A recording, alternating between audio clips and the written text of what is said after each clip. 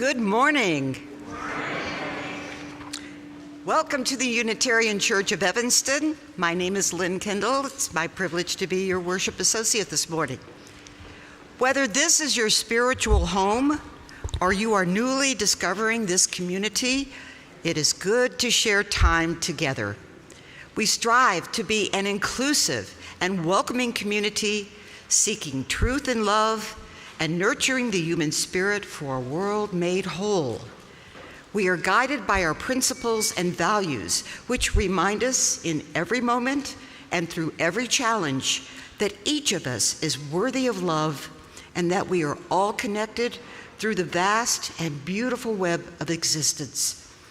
We come together to remember our kinship with one another and to hold one another in heart and mind with tenderness and careful attention. If you are joining us online, there are many links of connection in the description below the YouTube live stream, including the order of service, credits, ways to support our mission, and how to join our email newsletter list. If you are in the sanctuary, we encourage you to use the QR code for the digital order of service or to take one of the large print orders of service. Both are located on the table in the lobby. Hymnals are available right outside the sanctuary doors. We also have an inductive loop system for anyone wearing a hearing aid that is equipped with a T-coil. It works. Your hearing aid should automatically connect if you enable the T-coil feature. For those who do not have a T-coil enabled hearing aid, we have receivers that can pick up the loop signal and you can listen through earphones. They are located on the table in the lobby. And now, let us settle into our shared time of reflection, celebration, and inspiration. As we begin our worship service, those joining us online are invited to gather your chalice as we join in beloved community.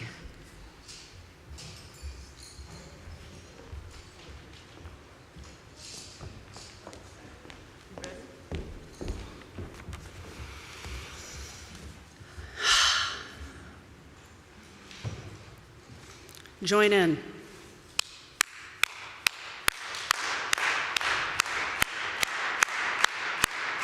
One morning I woke up and I knew what to do. I'd catch all the stones that everyone threw. I'd take all the sorrow that I could in a day. Then I'd take all the stones and I'd throw them away. Don't ask how, say we can all be free. Don't ask when, say you can count on me. This morning I woke up and I knew what to do. I'd catch all the stones that everyone threw. I'd catch all the anger that I could in a day. Then I'd take all the stones and I'd throw them away. Don't ask why, say we shall all be free. Don't ask when, say you can count on me. This morning I woke up and I knew what to do. I'd catch all the stones that everyone threw. I'd catch all the injustice that I could in a day. And then I'd take all the stones and I'd throw them away. Don't ask why, say we should all be free. Don't ask when, say you can count on me again. Don't ask why, say we shall all be free. Don't ask when, say you can count on me.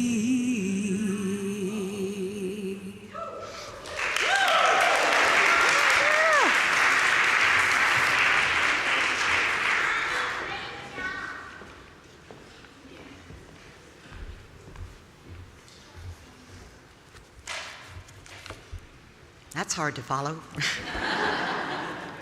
The Unitarian Church of Evanston resides on land that was recorded as being transferred from the local Potawatomi community to the United States government in 1829, before the Potawatomi were forcefully removed west of the Mississippi River. This land was then sold to white settlers. We remember the hands and bodies of the Black people who built up our country's culture and economy. a role forced on them originally by enslavement.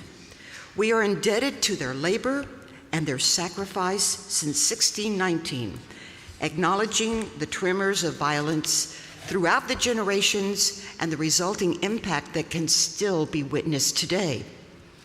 These acknowledgments are one small effort toward building long-term solidarity with contemporary communities.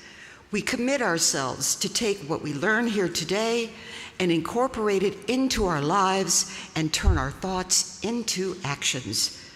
To learn more about our congregation's land and labor acknowledgments, please visit our website. We name these realities with honor for all the ancestors, respect for our descendants, and gratitude for the land we use as sacred space. Elizabeth Kennedy and Neil Ross brought the flowers this morning. As Reverend Allison lights our chalice, symbol of our living tradition, please join in saying the opening words on the screen. Blessed are we who gather with open hearts together in this space today. Blessed are we, the chalice lighters of resistance, justice, love, and faith.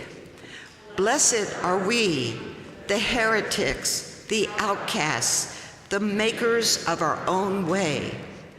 Blessed are we, the border crossers, the refugees, the immigrants, the poor, the wanderers who are not lost. Blessed are we, the transgressors, the trespassers, the passers-by, the cause takers, the defiant, the compliant. Blessed are we, the hand extenders, the sign makers, the protesters, the protectors. Blessed are we, the trans women, the trans men, the non-binary, the cisgender, the multigender, the no gender. Blessed are we, the friend, the stranger, the lonely, the hidden, the visible, the authentic. Blessed are we who rise in solidarity. Blessed are we who cannot. Blessed are we who do not. Blessed are we, for this is our beloved community, and this is who we are. Please rise in body or spirit and join in saying the words of our covenant. Love is the spirit of this church, and service is its law. This is our great covenant, to dwell together in peace, to seek the truth in love, and to help one another. Before we sing our opening hymn, let's turn to one another briefly to say good morning. For those of you participating from home, please greet one another in the chat.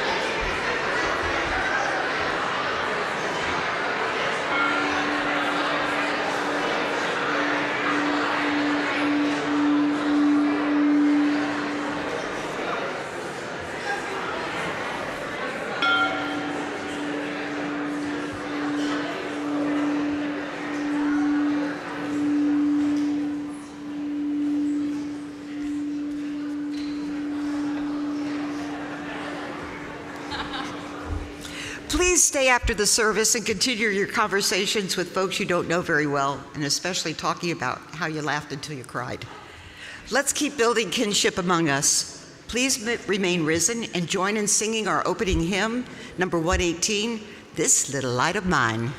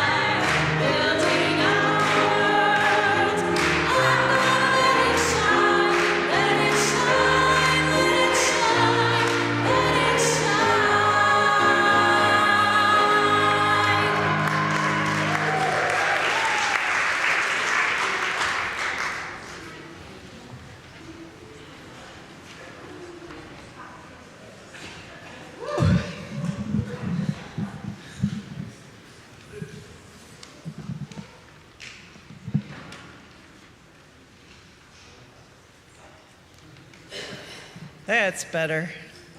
Good morning, everyone. Sweet. What a nice, great, rousing tune, huh? Good morning. Nice to see you all. So, we have themes every month, and here we are in a new month of April. Anyone have an idea what our theme would be this month? Finn?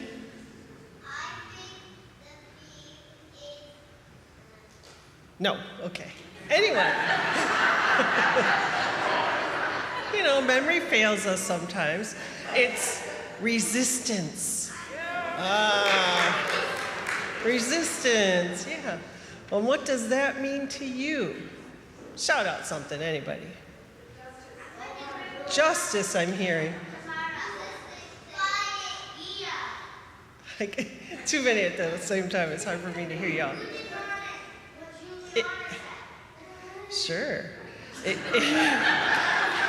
I have no idea what Juliana said. What did you say? Say what? Resisting things, right. Sometimes I think of a rubber band, you know, those of you who like to exercise, unlike me, and use those big rubber bands to resist your arm and your muscle movements, right? That's one way of looking at it. Another way to hold something back, right? It could mean fighting back against something. That might be what most of us older people think of when we hear the word resistance. Holding back against something like an oppression, like racism, for one, right? So, should I do the clicker? I'm going to do the clicker. So there's my... Would help if I turned it on. There we go. There's my resist picture. So yeah, resistance. So the song we just sang, This Little Light of Mine, is a song about resisting oppression. Did you know that? I didn't even know that. And it was originally written as a children's song. Yes. Until one day when this lady named Fannie Lou Hamer, who was a woman who was part of a group of black people who were trying to vote in the days when black people were not allowed to vote, and was being arrested. And she started to sing This Little Light of Mine because she was kind of afraid and worried, and it was a way for her to calm herself and get her to change her feeling of fear. And then pretty soon, all these other people started singing This Little Light of Mine with her. So can you imagine you're about to be arrested and you start singing, and it just changed the whole dynamic. So there are many people, of course, in our history who have been known to resist oppression, such as racism. I'm sure you could think of at least 5 right off the top of your head. Anyone? Martin Luther King, all right, yeah. Anyone else? Rosa Parks.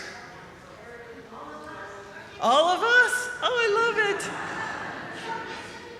We need to give a sticker to whoever said that over here. I see hands, but not a face. Sorry. Yeah, Gandhi might be another one. Greta Thunberg, climate change, right? Mm-hmm. Gloria, there are so many, right? One of the earliest, though, who I have not heard mentioned was Jesus, right? We tend to think not that far back when we think of our heroes and heroines of resistance. Many stories, of course, have been written about Jesus and how he resisted, and Jesus himself told many moral stories that we would call parables, and one of his parables is about light. Mm-hmm. And it's found in, more than one gospel, but in this case, the Gospel of Matthew in the Christian Bible. Juliana, my helper's got to come up. You ready? Jesus said in the book of Matthew, "Nor do they light a lamp and then turn it on, sure, hold it up for everyone to see, and then put it under a bushel." Uh-oh. Right? You can do that, sure. Yeah. It is set on a lampstand where it gives light to all in the house. Just so your light must shine before others, that they may see your good deeds and glorify your heavenly Father. Hold up the light. Yes. You can demonstrate even around here. Sure. Hold up that light. Be proud. Jesus was saying that we should have the light of God and love out for everyone to see, and that we shouldn't hide it. And so the verse we did not sing a few minutes ago is "hide it under a bushel." No! Right? And that now makes a little more sense, perhaps. So, yeah. Given that today is Palm Sunday, when Christians remember and celebrate Jesus as he entered Jerusalem, and that Jesus resisted against the oppressions around him, it just seems appropriate to celebrate this time of year, and perhaps because we are Unitarian Universalists, to sing the verse that we did not sing, which, big letters up there. So you ready? Take it away, Gregory. He's gonna play a little.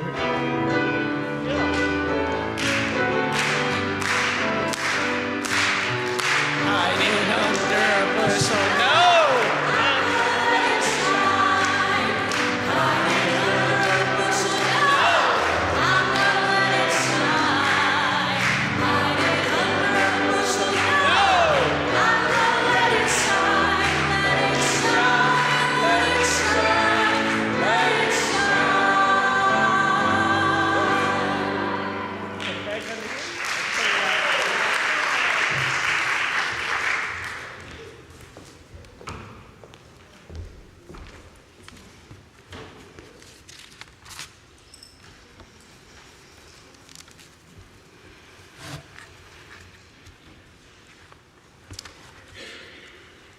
Now is the time when we can settle into a time of quiet, as quiet will allow.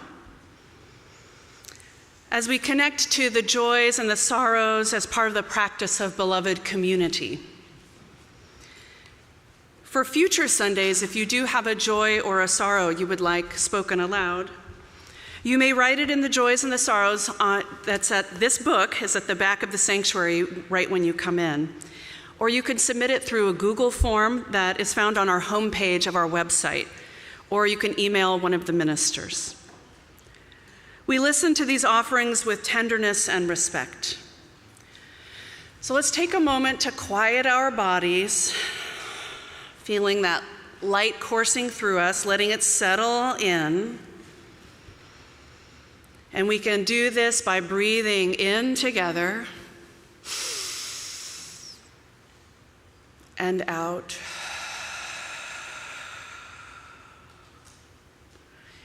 And these are the joys and sorrows that have been shared before our service today. A sorrow from Pierre and Tony Frost. We have been ill and living on Social Security for several years now. Our home is now in foreclosure, and we're desperately seeking assistance through GoFundMe to reinstate the loan. We have no extended family to help, and currently all 4 of our children are living at home with us. 3 of them have disabilities. Thank you for your prayers and any assistance. Blessed be. And from Janet Hartman, it's a joy to see soup kitchens resume and the Unitarian Church of Evanston offering its amazing hospitality. It's a joy to click into those familiar Google Docs and see them full up. Thank you to everyone. Yes. And from our Joys and Sorrows book from this morning, April 2nd. All we really control is this moment. Use it wisely. Hope creates possibility. From Mary Dudek.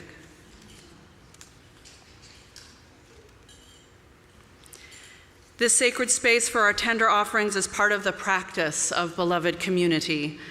Together we expand our celebrations and perhaps lessen the burden of our grief.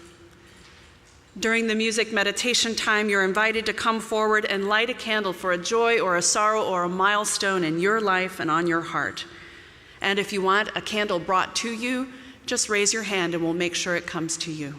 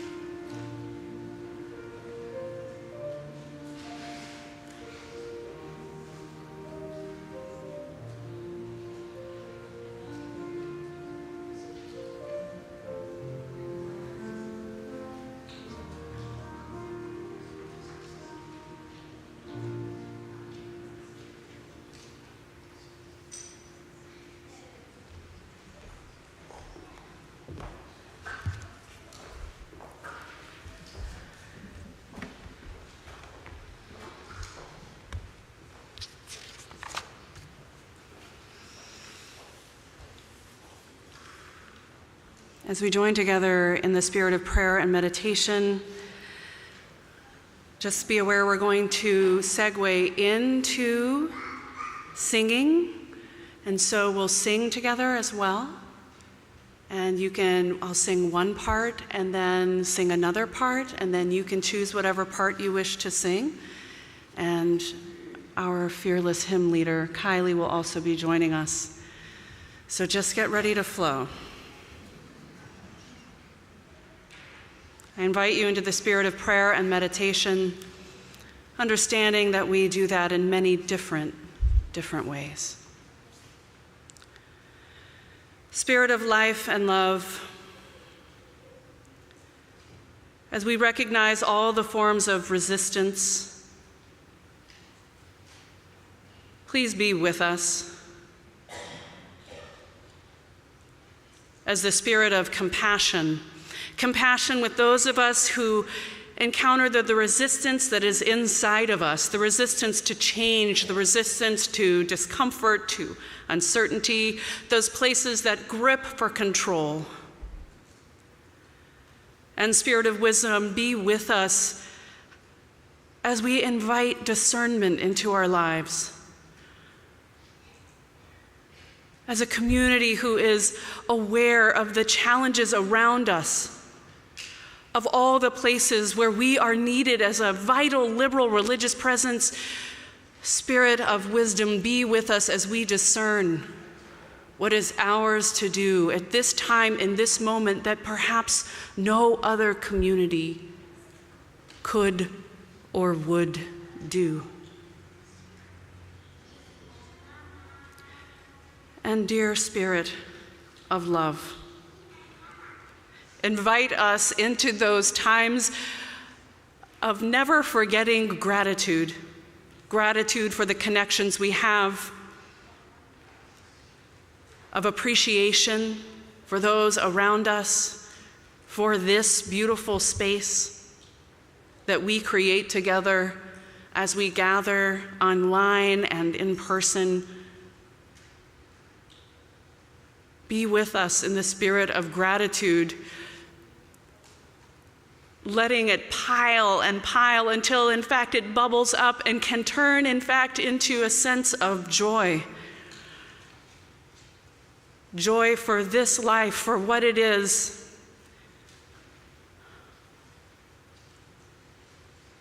And, beloved, mystery of life. Accompany those of us who feel despairing, who feel no joy and no gratitude. And may we sense those around us who believe that things can be better, who believe in us as we knit our lives together in beloved community. And that we need not carry the weight of the world on our own, because we are not alone. We are held by a larger love, and we embody that love to and for one another, to the point where we may be moved to sing our prayers. Loosen, loosen, baby, you don't have to carry the weight of the world in your muscles and bones. Let go, let go, let go. Sing with me, loosen, loosen, baby. You don't have to carry the weight of the world in your muscles and bones. Let go, let go, let go again. Loosen, loosen, baby. You don't have to carry the weight of the world in your muscles and bones. Let go, let go, let go. Now's the second part. Holy breath and holy name.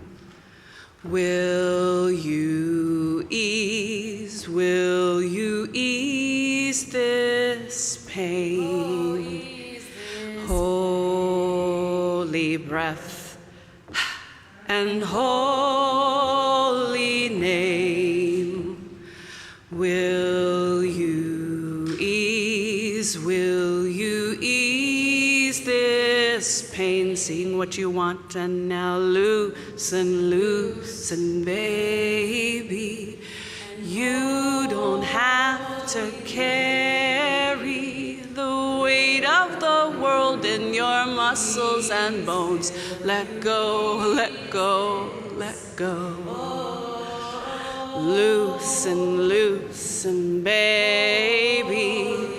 You don't have to carry the weight of the world in your muscles and bones. Let go, let go, let go.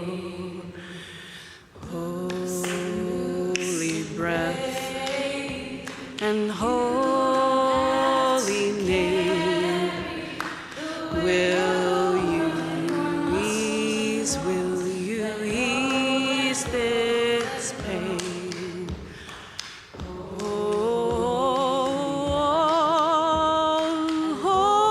Holy name, will you please ease this pain? Loosen, loosen, baby.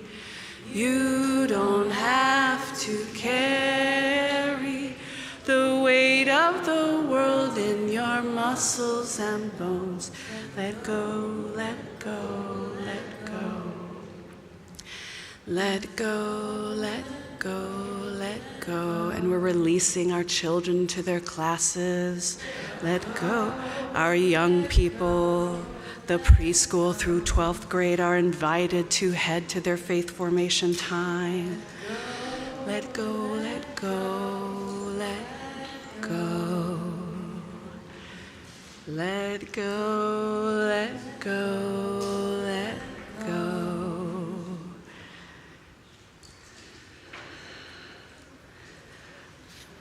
Thank you for flowing. And may you find the space that you need to be who you want to be and who you want to be in community and for yourself. Blessed be.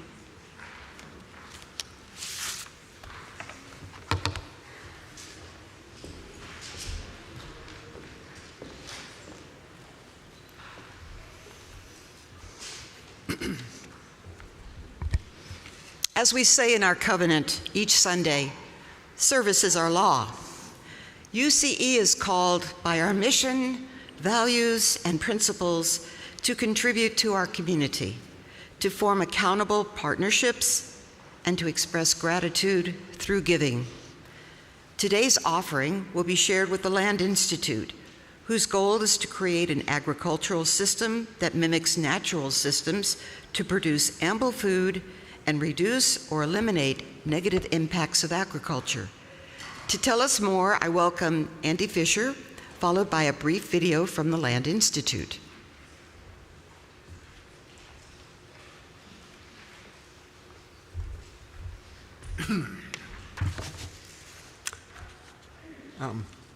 The Land Institute studies and promotes perennial agriculture. For those who don't know, perennial agriculture has its roots in the ground all year round, similar to many flowers with bulbs. Since the roots there grow up to 10 feet deep, this fights erosion, both wind and water, increases the fertility of the soil with many microorganisms, and fights climate change, bringing CO2 into the ground. Finally, the farmers do not have to purchase hardly any expensive neurotoxic pesticides and herbicides. For all these great environmental reasons, I've supported the Land Institute for over a decade now. They are spreading their work internationally, and I believe their environmental, ecological, and work agrees with our seventh principle, so that they should get UCE's support too. Here's a short video. Our work really comes together at that intersection of how to transform agriculture, both with the hardware of the crop and then how to integrate it, so that it's not just a niche product, but these are adapted worldwide. We have over 53 global partners right now. We're growing crops in many countries. We are working with people from all backgrounds, and even just if you look at the byproducts of what the perennial grains can offer, it's really exciting. Thanks in part to the tenacity of our donor base and our scientists and employees and partners, we've really proven that this idea that we can have high-yielding grain crops with deep perennial root systems that sequester carbon and steward water is biologically possible. And now we see our first perennial grain crops on the landscape, in production, and on plates.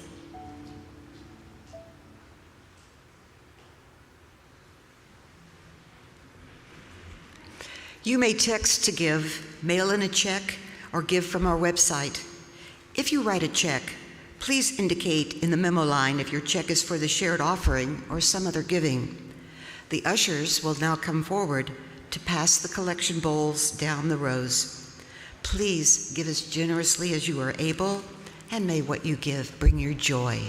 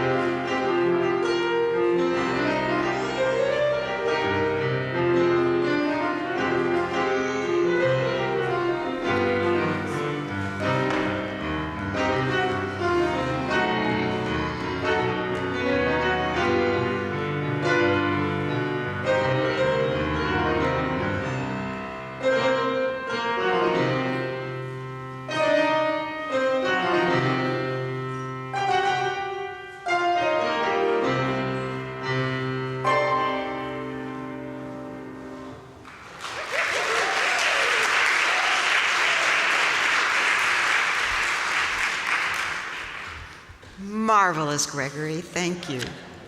And thank you for your generosity. This reading is called Losers by John Corrado. In a culture that worships winners, some people say that the church is a place for losers. And they are right. This is a place for losers. This is a place for people who have lost their hair, lost their teeth, lost their place, lost their memories, lost their savings, lost their jobs. It's a place for people who have lost their parents, lost the love of their life, and lost their children. It's a place for people who have lost their way, lost their faith, and worst of all, lost all hope. The church is a place for losers, us. let's see who we are and how we are and how much we need and can help one another. We are the losers. God bless us, everyone.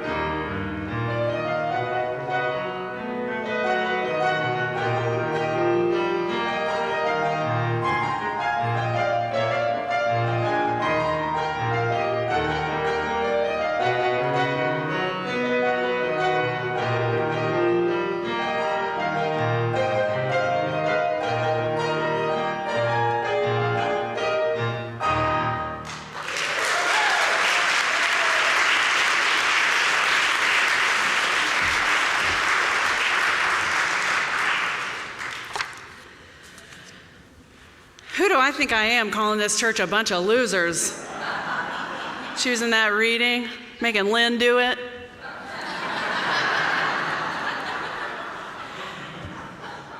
Well, that ragtime music makes me think about Charlie Chaplin, and I can just see the black and white film and the grainy texture. And then I think about that scamp, that everybody roots for him, even though he goes through so much. And he always seems to come out okay. There's a kind of optimism to that aesthetic that I appreciate so much. Maybe it's because I'm a religious liberal, and embedded in part of who we are is a sense of optimism. So that even if we might be called losers, that ultimately we're going for a bigger win. That we're in this for the long haul of that moral arc of the universe that bends towards justice.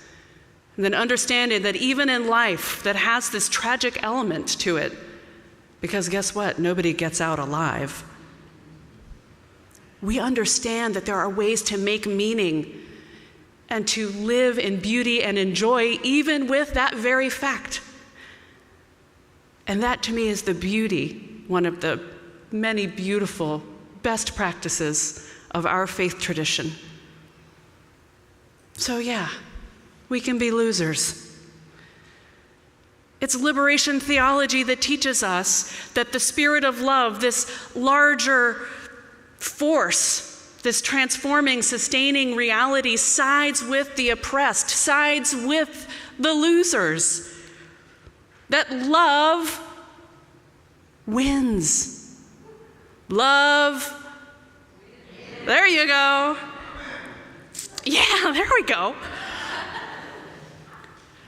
But in the meantime, we, and as a community and as individuals, have to encounter resistance to change all around us, and trying to change systems of oppression, disrupting systems of oppression. Whether they're inside us or outside of us, it all kind of feels the same. It's just bloomin' hard. And how do we keep ourselves loose? Just sing that song all day long. Loosen, loosen. Keep our hearts soft. Keep our bodies loose. It's a tall order. Now, I've been told again and again in my midlife situation, so far what I've learned is that I can take time to recognize that joy is like bread for the journey, and that life requires a sense of humor. So it's easy for me to stand up here or be here in this pulpit and to reach out to you and talk to you about having joy and a sense of humor. But let me tell you, y'all don't live with me. It's just, see this wrinkle here? That's my frown wrinkle. That's my martyr wrinkle. It's hard. It's hard to be good all the time, to be joyful and present and grateful for all that is, either from reading the headlines or just coming back around to those difficult struggles that just keep coming back. But we are the culture of trying to cultivate a sense of joy, trying to stay present, especially we're in community, so we can try together.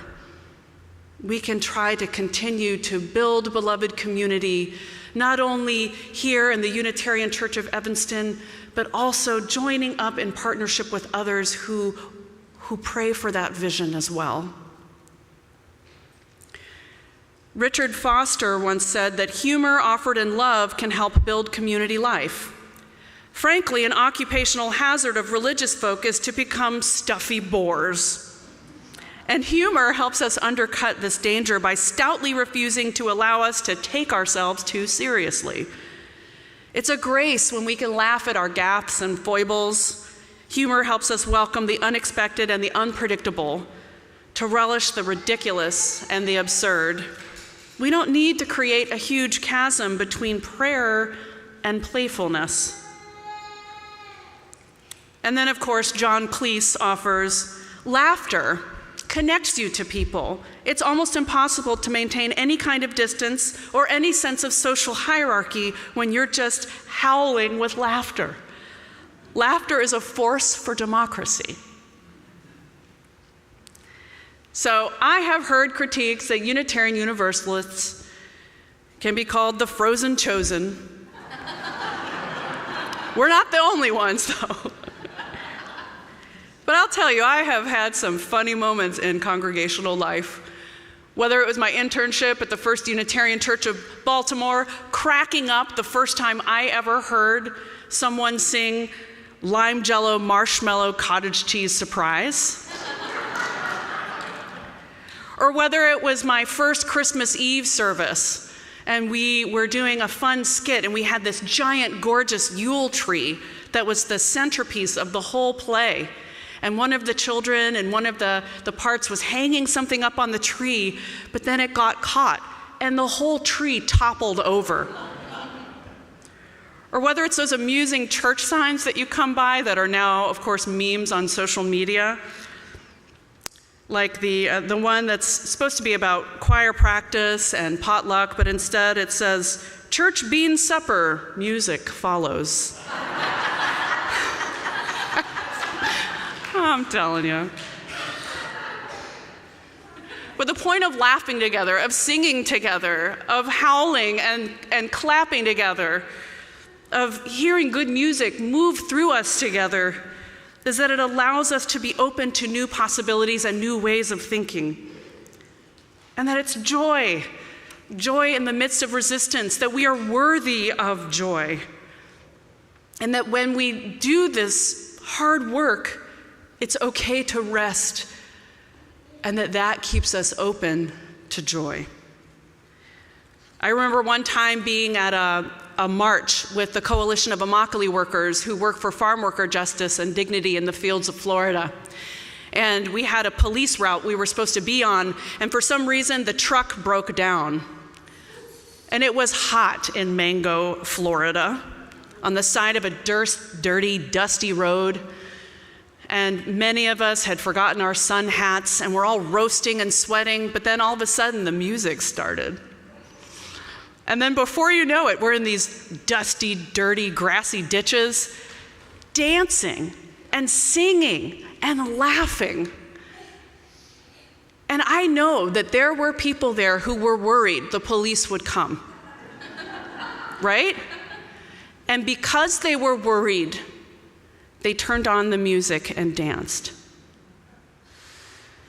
Because they knew that all the systems around them wanted them to be gone or enslaved, they turned on the music and danced. And so I keep learning from people like the Coalition of Immokalee Workers, who I had the opportunity to fast with for 6 days, to pray and sing, and it was a joy. We felt full. We are made for joy, for humor, and for celebration. And I know there are those of you who are not feeling that way. And there are seasons when we cannot feel that way. And that's okay. I think about what it felt like for a particular scamp who rode into this situation where he knew he was going to be tortured and killed. And it was on a donkey. And people said, "Hail, all praise this ragtag rebel insurgent rabbi." I mean, what a sense of humor that he chose to ride on a donkey colt. Not even like a full-size donkey, like a little donkey. How absurd and ridiculous is that? It was like the most gigantic middle finger to the Roman Empire and to those who were colluding with empire. So find your donkey to ride on when you need to, because you will need to. There will be times when all of us are worried and when we don't feel safe. But there will be those around us who will turn on the music and start dancing. Let it be so. Amen.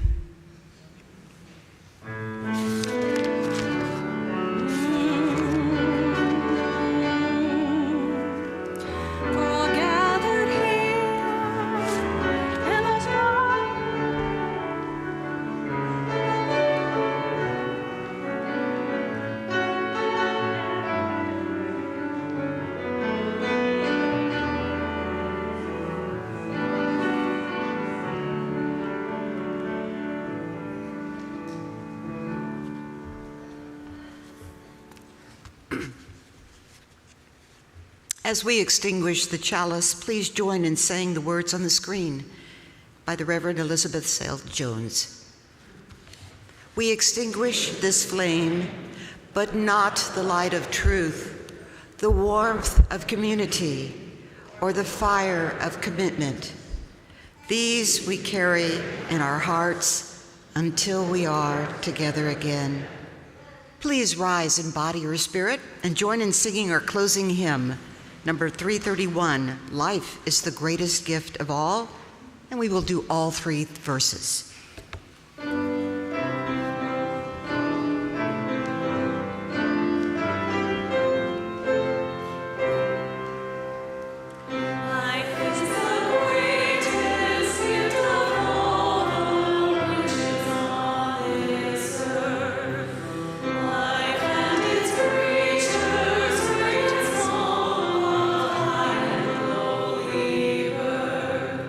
So treasure